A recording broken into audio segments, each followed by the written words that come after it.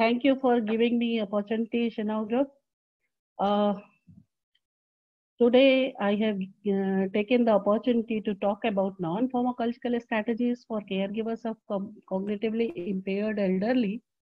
We all know that the population of elderly is rising at a fast speed, and this segment needs attention of everyone, especially their caregivers, to help them to remain healthy and happy. All this needs a promising facility at every corner of the society. Those who are involved in the care and management of the elderly might be knowing that the World Health Organization has declared this decade, that is 2020 to 30, as decade of healthy aging. The strategy is built on the new WHO conceptualization of healthy aging, which was outlined in 2015 by World Report on Aging and Health. Rather than focusing on the absence of disease, this considers healthy aging from the perspective of the functional ability that enables older people to be and to do what they have the reason to value.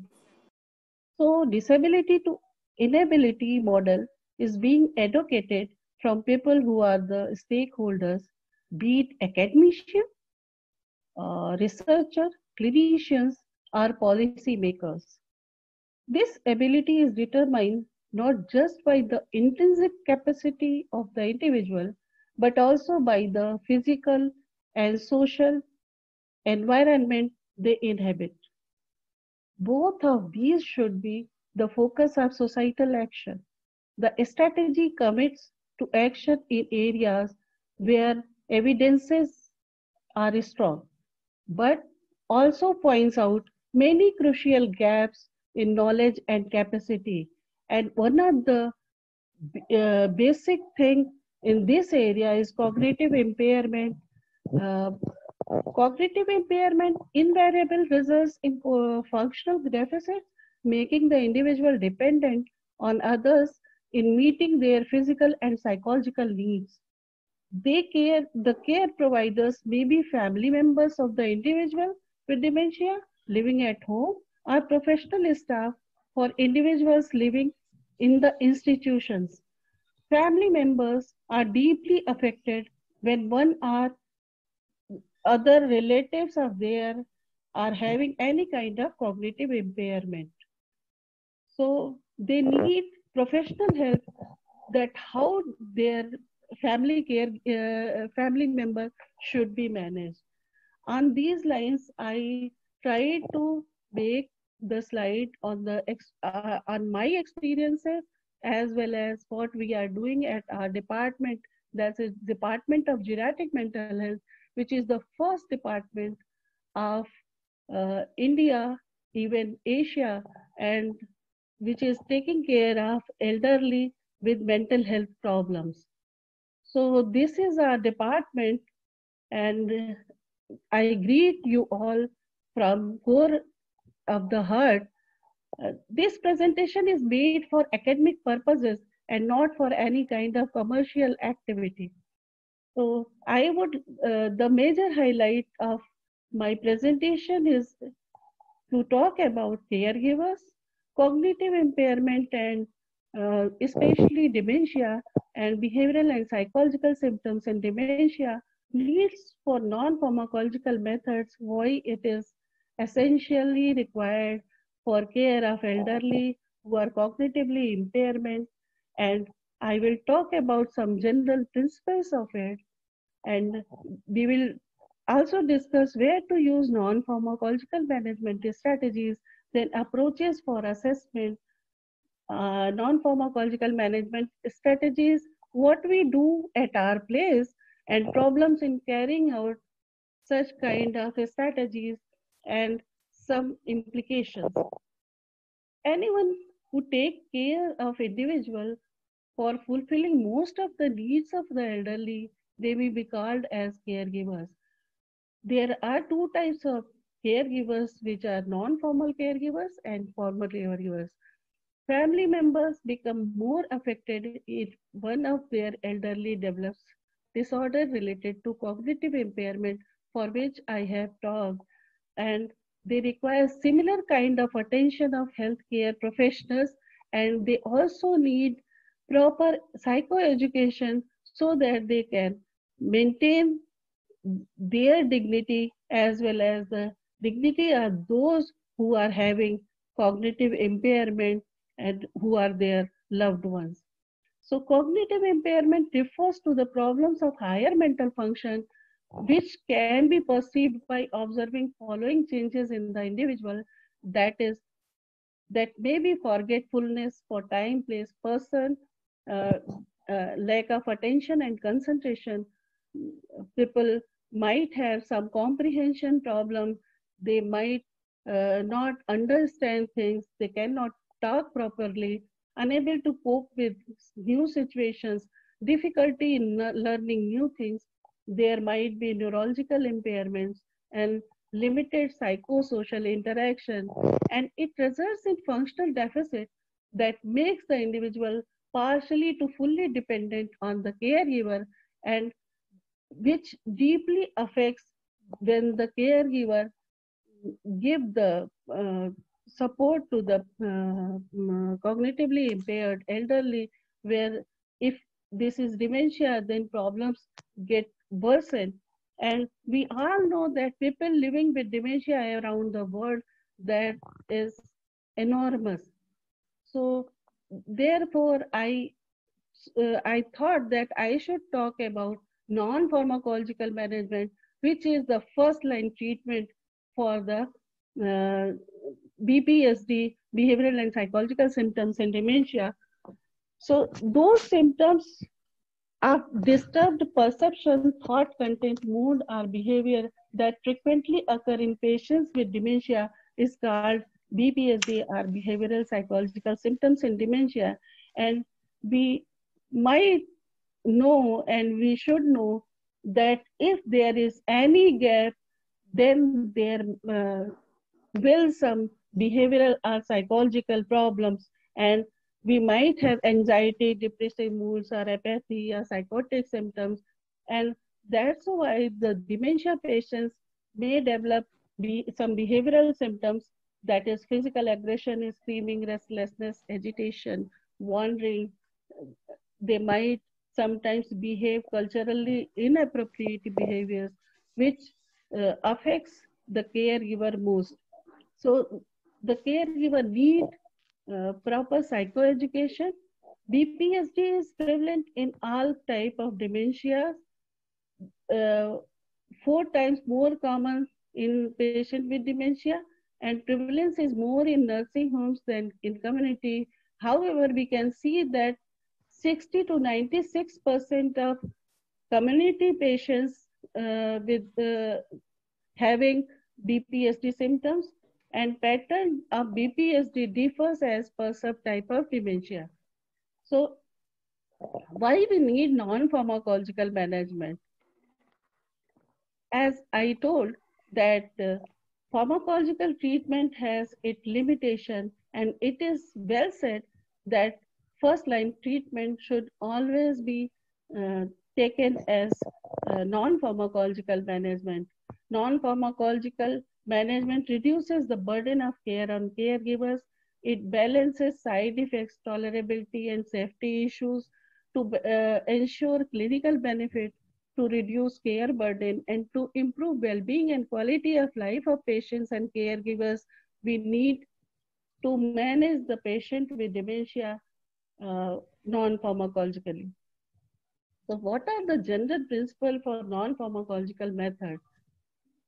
One should have proper knowledge and understanding regarding possible causes for it, early sign of distress with quick prompt interventions, interventional strategies. What kind of interventional strategies we have to uh, take care, and benefits of these interventions should be known to the care provider who is at the hospital, and which is doctor, psychologist, and dietitian. The multidisciplinary team is there, and they educate the caregivers regarding non-pharmacological methods. So there are many possible causes and early signs of distress in the patient that may be biological. So we have to look after the biological paradigm, whether it is intrinsic or extrinsic, then psychosocial things to be taken care, that what is unmet needs of the patient, what is his stress threshold that need to be taken care of. Then social environmental modulation is very uh, needed to manage.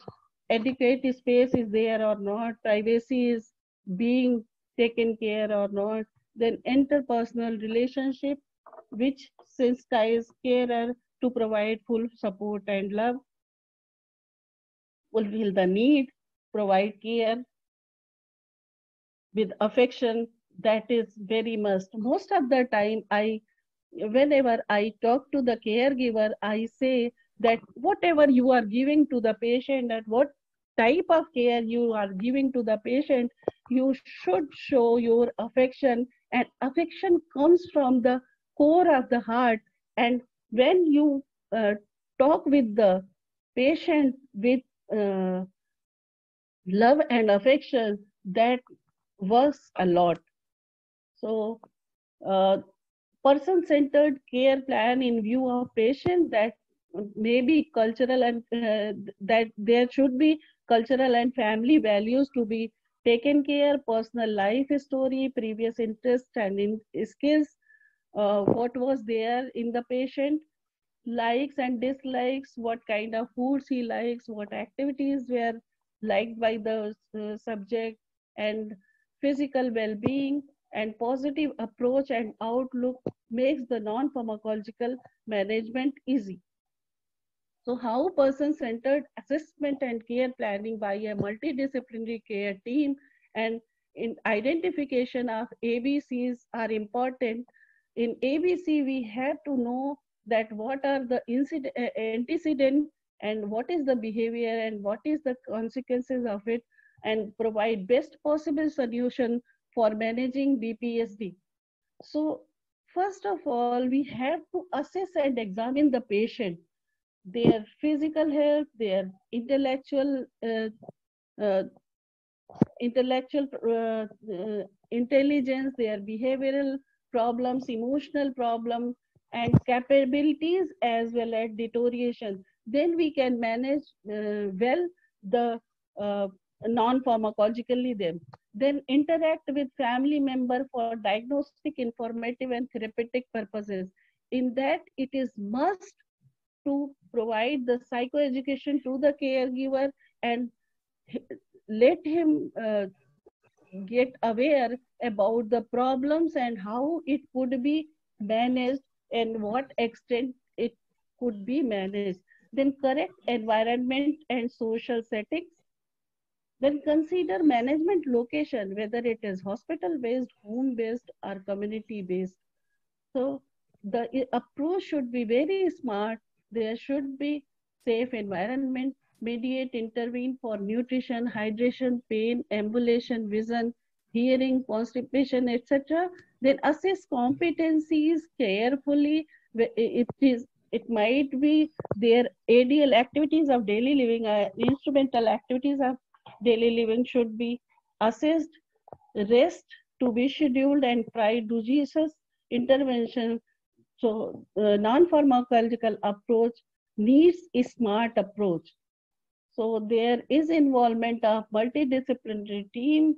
There is the patient is should be given the center place, as well as caregiver should also be given the center place, and the multidisciplinary team should interact with each other as well as with the caregiver, and they can be managed properly. So what kind of interventions we can give? There might be behavioral therapies, there might be reminiscence therapy, there might be cognitive therapy. So in behavioral therapy, based on principles of conditioning and learning theory, uh, applied to develop the required behaviors, the detailed assessment of ABC, then identify preferences in context and reinforcements, setting of realistic goal that what it goals can be achieved only then the plan should be done, tailored to individual cases based on individual preference, what makes him more pleasant, and that activity should be introduced. So token economy system works well. System of positive reinforcement for behavior, habit training, modeling like things, progressive muscle relaxation, communication training, behavioral or cognitive behavioral therapy, various type of individualized behavioral reinforcement strategies are the basic principle of behavioral therapy is offer reward on positive activities, continuous assessments and modification in all plan of actions, changing the context in which the behavior takes place, be consistent but flexible. Reality orientation, then which is aimed to help the patient to reduce their disorientation by reminding them of facts about themselves and their environment. We have to educate the caregiver that you have, if he is disoriented, you have to tell him about the time that now this is the time, this is the place, and this is me or this is him, like by naming reality orientation, the caregiver may be trained. It involves consistent use of orientation devices such as signposts, notices, and other memory aids. Favorable review of the 6 randomized control trial therapy are reported, and they says that reality orientation works well. Then reminiscent therapy, that can be individual sessions and in group sessions. In individual sessions, we involve the patient in discussion of past activities, so we can train the caregiver like this, and that you can talk to the patient regarding past activities, events, and experiences with another person, a group of people. Materials like old photographs, newspapers, household, and other familiar items are used to stimulate memories and enable people to share and value their experiences.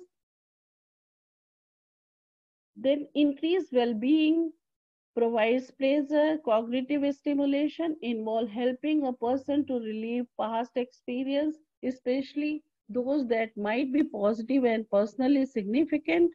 Then improvement in behavior, well-being, social interaction, self-care, and motivation. Studies have suggested that reminiscent therapy is useful in reducing depressive symptoms. Then there is validation therapy. I think my time is up. Can give me 2 minutes time. I will stop. Hello. Yeah, hello. Yeah. Hello. Is Yeah. my time up?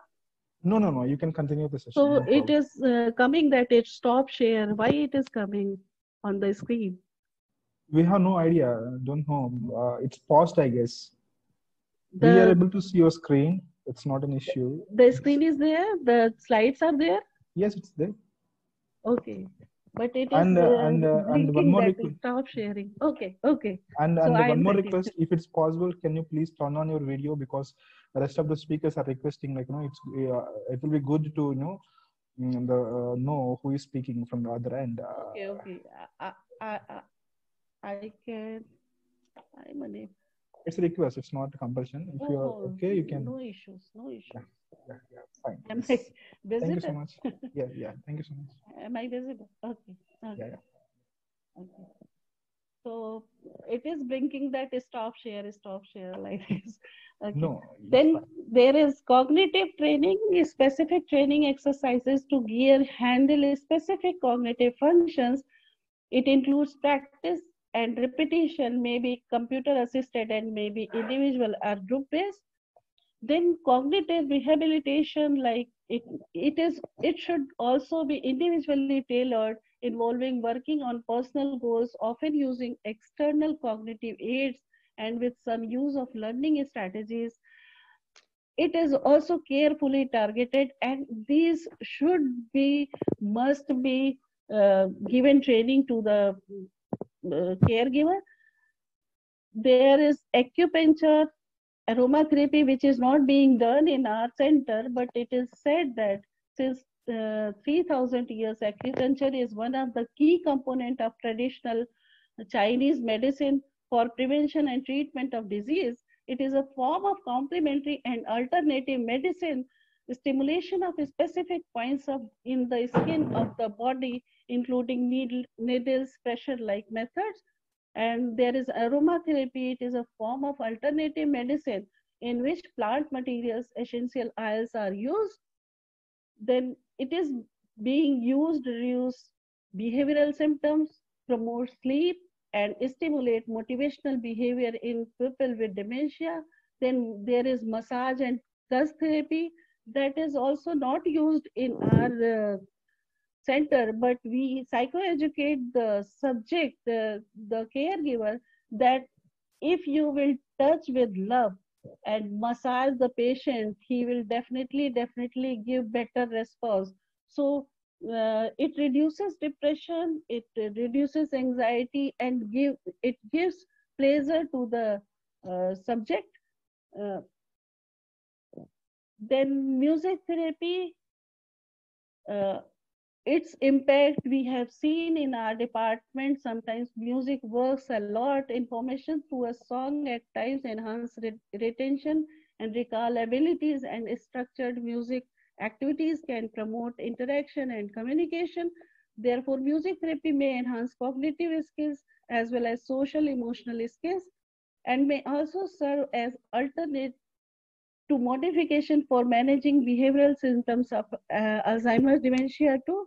Musical interventions like listening to different types of music in which patient was having interest previously, that should be taken care of. Instrument playing, group exercise with listening to music are some of the approaches which may be applied for betterment of the dementia patient.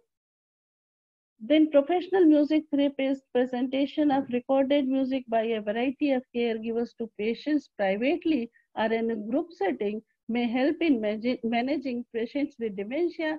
Then similarly, multisensory stimulation therapy is one of the therapy which is not being used at our center, but it is also workable, and it applies lights, tactile surfaces, music, and aroma.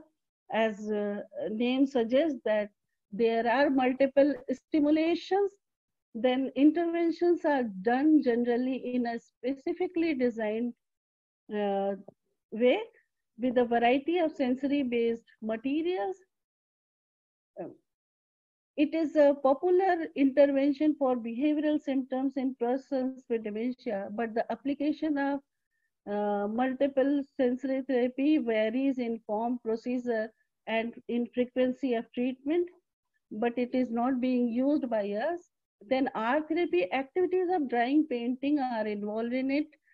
Sometimes we ask the caregiver that whether he was having any kind of activities like sewing or painting, so you can give it to them, and they may have some uh, positive impact.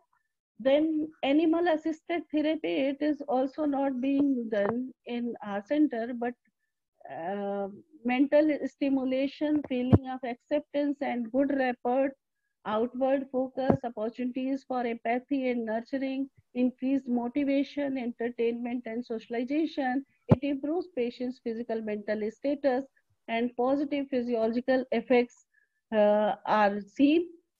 So there is activation therapy in which exercise, standing and sitting may be done, body movements like aerobics, walking, tai chi, recreational activities like dance, drama, and sports. And we have seen that it works. These activation helps in improving physical functions, maintain independence, helps to keep bones strong and reduce the risk of osteoporosis.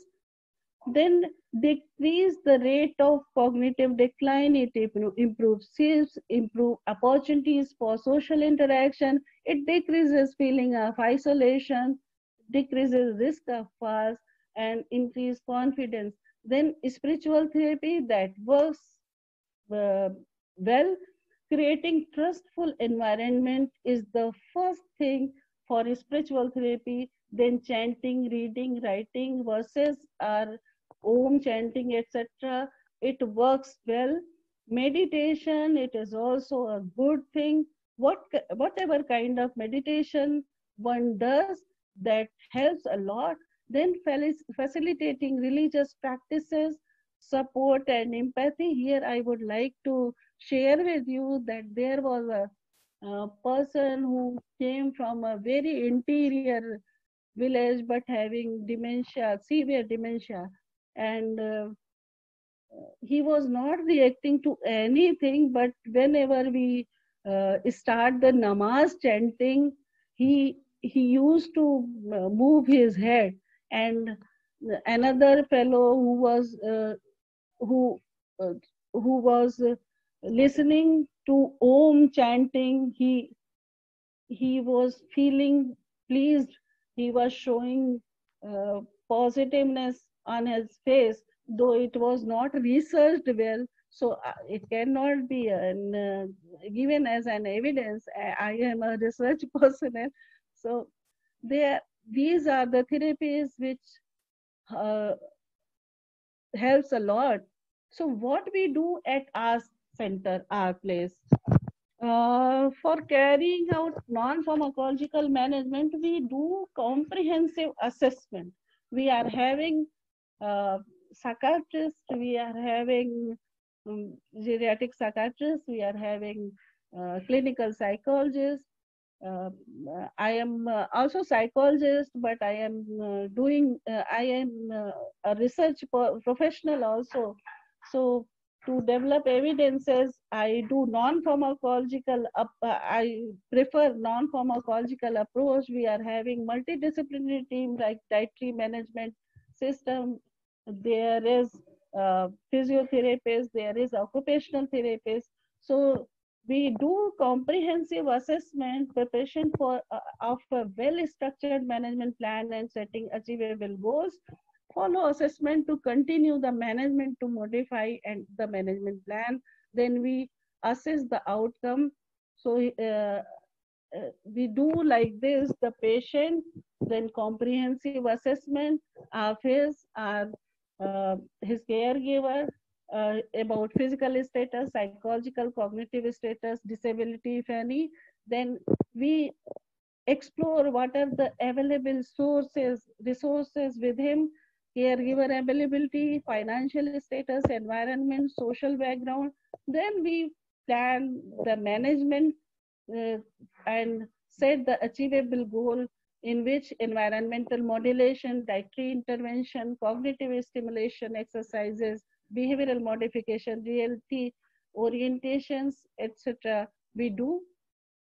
So this is the management plan for cognitively impaired. Specifically, this is meant for dementia patients, and a paper was published in IJP. I can show you. This is on case-based. I was the author, and this pathway was published. There are 2 cases. This is our physiotherapy room, but unfortunately, due to COVID, we are at present we are transferred. We have been displaced from here, so we cannot do much, and it is everywhere in entire world. Entire world is facing about this. So we cannot complain. We should not complain, but we are doing our best at our place. And for management, we made this chart. Hello. Yes. So like this, we assess the patient, and environmental modulation, dietary correction, exercises, controlling behavioral trigger, behavioral modulation, then need-based intervention, cognitive stimulation training, then strengthening the emotions. So small changes result in major gains.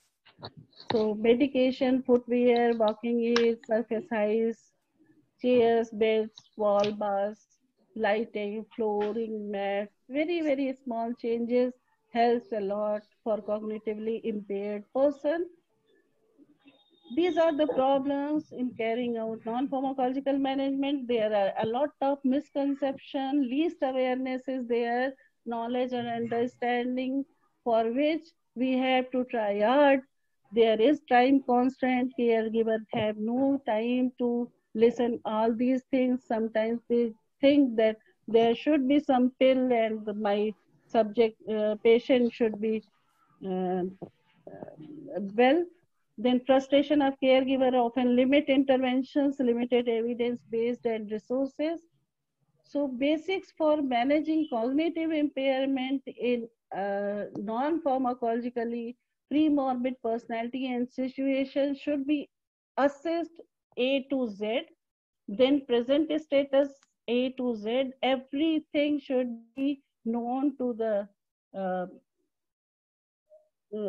the assessor, and he so that he can explain to the caregiver then what are the limitations that should also be known, and a SWOT analysis should be done. What are the strengths there, what are the weaknesses, what are the opportunities, what are the threats, how it can be managed, then take care of nutritional and physical status, work out strategies to promote independence, communication skills, ADL, IADL training, enhance memory, concentration, attention, understanding, and rehabilitate the subject. So key messages: caregivers of elderly are key in managing cognitive impairment. Identify target symptoms, need of the patient, caregivers, chart frequency and severity, consider possible medical and psychiatric causes, implement non-pharmacological approaches, and psychoeducate the caregiver.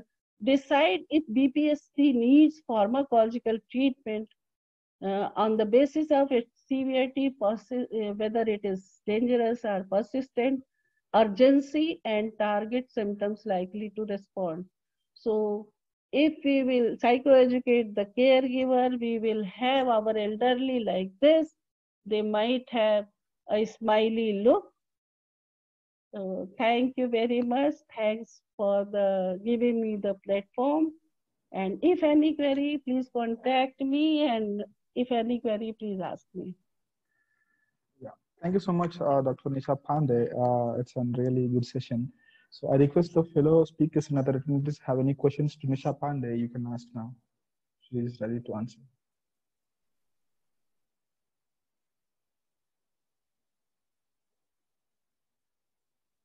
Any questions from the other speakers and attendees have, you can ask now. Good morning. Good morning. Okay, this is Sylvia. This is Sylvia Mwanza Kawae. I'm from Zambia for that lovely presentation. Great insights. Yes, I would like to learn about how these therapies you have talked about could be applied to children. I work with children, and most of the things that you've talked about are similar to what we do. And I'm thinking this is great, but how do I get to use such a resource, especially that I'm in Zambia where we do not have most of these specialists that you've talked about. I'll give you an example. In our country, I think we only have 2 or 3 speech therapists, and the whole country. And then we have very few occupational therapists. We have a lot of physiotherapists. So I work with a team and we try to use people that we call communication teachers, because we invite speech therapists to just teach them basics that they get to use to, you know, work with the children, because we have the scarcity of these specialists. So I just want to learn from you how I could apply this to children. And thank you very much for saying we could contact you, how we could get in touch with you so that we could learn more from you. So maybe you can just help me. There is my email ID. You can contact me on this email ID, ma'am. And thank you so very much for appreciation.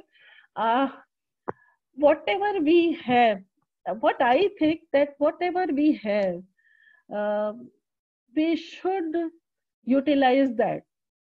If we don't have much specialists, whatever we know, we can start with it, and we can train our whatever team is there. We can train the student or their family carer, and they can start that. Then they can be asset. There can be one more thing, that we can approach some community study kind of thing and make some community interns or some people who can be given, who can volunteer and who can be given training about these things, who are not the professional, but they can be given training and they can be made persons who can provide the training. And by this we can reduce the gap, because at one point in time we cannot produce a lot of trainers. Am I right? So yes, you are. So we can do like that. We can train the family caregiver, whoever is mother, father, or parents, our elder brother, elder sister. We can also do it like that. What I can feel right now.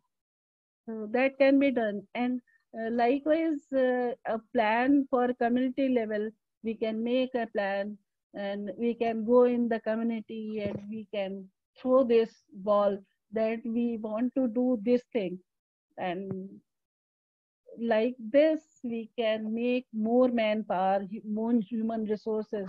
Because if resources are limited, we have to look after that how we can generate something. So this can be done. All right, thank you so much. Just a quick follow-up on the same. Yeah, I just wanted to find out if there are possibilities for online training for our community workers. Thank you. Sure. You can contact me. We can sign an MOU and we can do that. Okay? Because right. if there is university kind of thing, so we have to sign the memorandum of understanding between two universities, and then you can call us and we can provide the training. That can also be done. All right. Okay. Thank you. Okay. All right. Thank you very much. Okay. Thank you so very much. Hello, may I audible? I am Dr. Rakesh Tripathi. Yes. Hello. You can ask. Yes. Yeah. I want to add something to the question of Mrs. Sylvia. May I? Yes, sure. Yeah. I want to add that if you want to intervene with a dementic patient, think that you have a child to treat with. And if you're treating him like a child, most of the problems you will be able to tackle with your own self. And this is one key sentence from me for the management of the dementia. Okay, thank you very much for a nice presentation, Dr. Nishamani Pandey, and congratulations to you. Thank you, Dr. Rakesh. There is one limitation. Actually, when you say that think like a child to the elderly, it is very unlikely, because whatever a person is, if there is my father and I have to think that he is like my child, that is very, very unlikely. So may he be the father only, and let him the father, but he needs my help. That is an important thing, and we should know that my father, if my father needs me, I am there always. In my opinion, that is it. I don't know what others are thinking about it, but in my view, it is like this. Thank you. Okay, thank you, ma'am. Thank you, ma'am. Thank you very much. Yeah, any more questions to Dr. Nisha?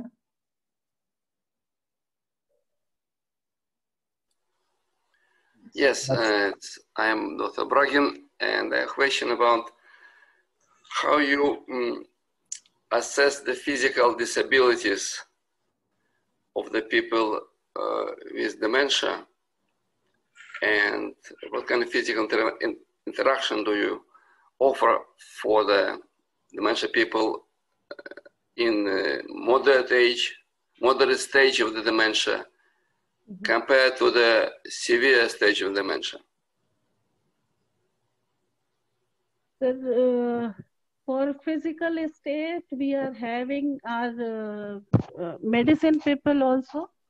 So there is medical professionals, psychiatrists and geriatrician who are assessing the patient clinically, and for other things, psychologists, and we assess the patient for social things and other things. We assess the patient, but for physical disability,